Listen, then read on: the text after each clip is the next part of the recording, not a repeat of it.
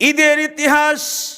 মুসলমানেরা যখন মক্কা থেকে হিজরত করে মদিনায় আসলেন, তখন মদিনায় কোনো ঈদ ছিল না।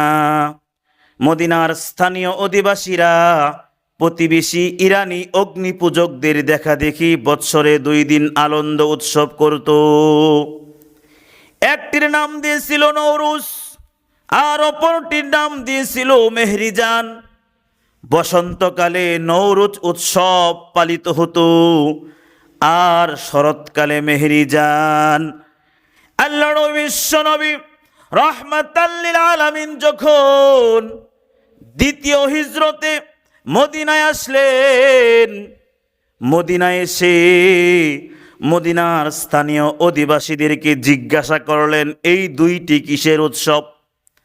মদিনার স্থানীয় অধিবাসীরা বলল, ইয়া রাসূলুল্লাহ, জাহিলিয়াতের জামানা থেকেই এই 2 দিন আমরা আনন্দ উৎসব খেলাধুলা করে আসছি।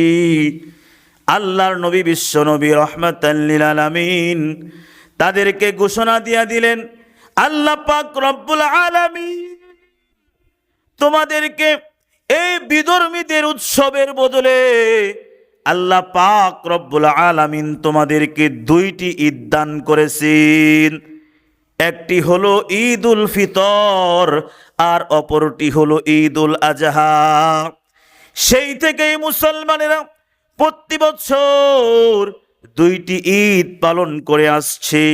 2টির জায়গায় 3টি পালন করে নাই, আবার 2টির কমও পালন করে নাই।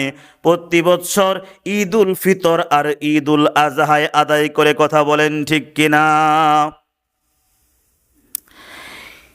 এই ঈদুল ফিতর রাসূল সাল্লাল্লাহু আলাইহি ওয়াসাল্লামের বিধান, শরীয়তের এই বিধানগুলো রাসূল সাল্লাল্লাহু আলাইহি ওয়াসাল্লামের দেয়া শরীয়তের এই বিধানগুলো কিয়ামত পর্যন্ত বহাল থাকবে। এটা কেউ পরিবর্তন করতে পারবে না। মুসলমানেরা 2টি ঈদই পালন করে থাকে এবং থাকবে কিয়ামত পর্যন্ত। 2টি ঈদই করা লাগবে। আল্লাহর হাবিব সাল্লাল্লাহু আলাইহি ওয়াসাল্লাম বলেন, ইন্না লিকুল্লি কওমিন ঈদান ওয়া হাযা ঈদুনা। প্রত্যেক জাতি, প্রত্যেক কওমের জন্যই ঈদ রয়েছে, আর এটা হলো আমাদের ঈদ। ঈদ মানে খুশি, ঈদ মানে আনন্দ।